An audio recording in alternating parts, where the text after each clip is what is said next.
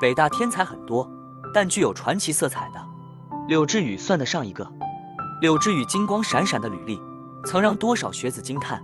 18岁获得国际奥林匹克数学竞赛满分金牌，直接保送北京大学。大学毕业，拿到美国麻省理工学院全额奖学金，但他却义无反顾，转身遁入空门，修行8年，下山入世还俗，结婚成家，打工赚钱，创业打拼，写书治愈。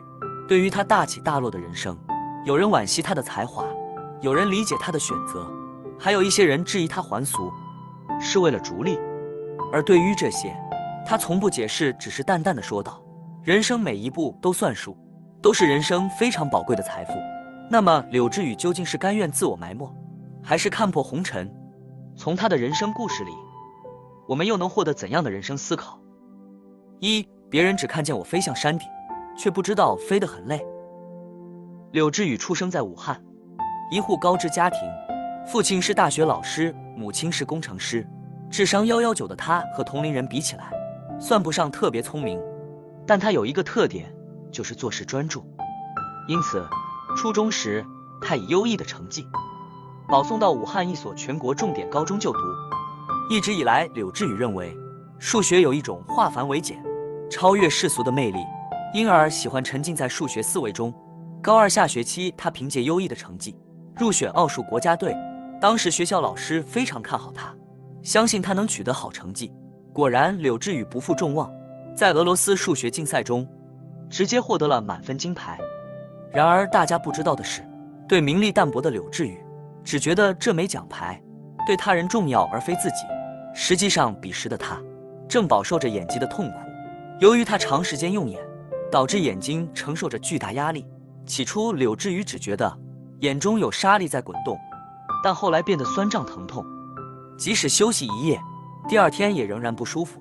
在日常的练习解题时，他需要闭着眼睛，在脑海中完成大部分解题思路，然后再睁开眼睛，将答案写下来。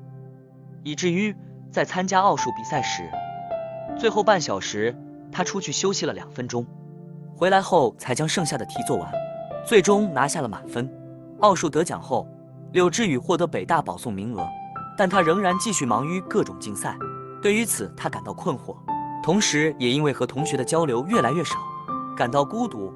之后，在一次与心理咨询师交流时，他表示那时候很希望得到大家的关心，希望和同学在一起。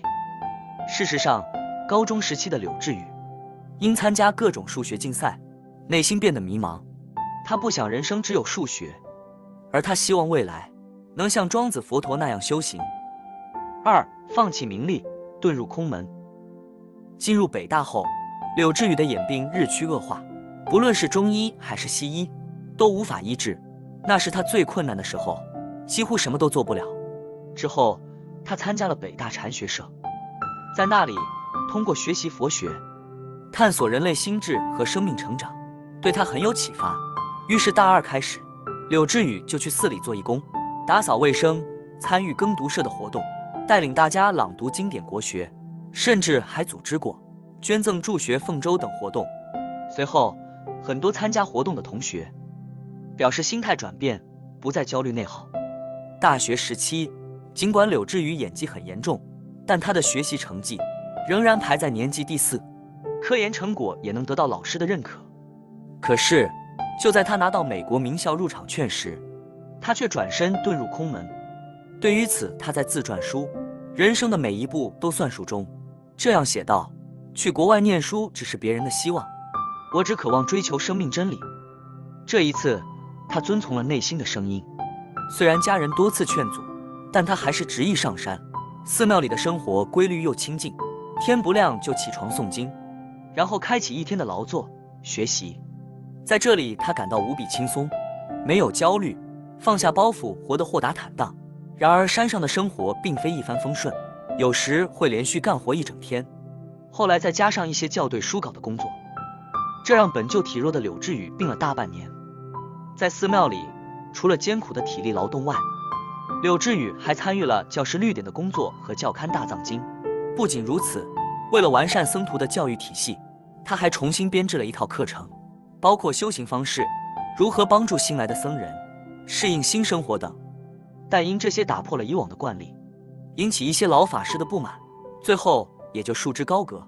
渐渐的，柳智宇发现凭一己之力，要想改变寺庙的生活环境难上加难，再加之寺庙里个人崇拜非常严重，这对修行来说是很大的弊端。之后，柳智宇便将更多的精力放在个人学习和成长方面。为了潜心修行，柳智宇放弃名利，最后他却发现寺庙也并非清净之地，这令其有些失望。最终在寺庙住持出事后，他决定下山还俗。3. 下山还俗，生活即是道场。在龙泉寺待了整整8年，柳智宇才第一次走出寺庙。此时的他体型消瘦，体重也只有90多斤。下山后，他在几个城市漂泊，居无定所，有时住酒店、居士家、亲戚家，并在母亲的鼓励下，他开始学习心理学知识。随后，柳智宇和朋友组建了一个心理咨询团队，推广心理学课程。刚开始，对于工作上的快节奏，柳智宇有些适应不了。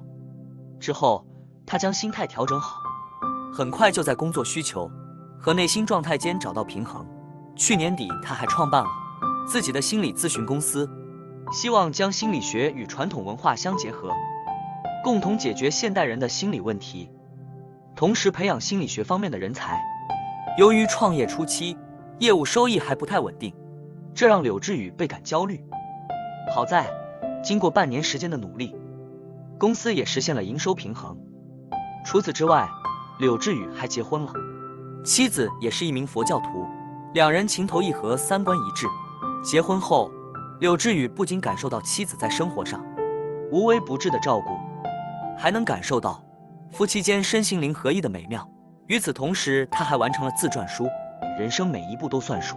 在书中不仅展现了柳智宇人生每一个阶段的故事，他还提醒一些对佛学感兴趣的年轻人，上香可以，但别轻易出家。柳智宇的一生经历多彩丰富，年少成名，放弃名校，皈依佛门，却又下山还俗，创业、结婚。然而，对于人生每一个阶段，他都全情投入，专注当下，把每件事都做到极致，而这些也成了他生命中宝贵的财富。最后，希望柳智宇带领他的团队普度众生，实现理想。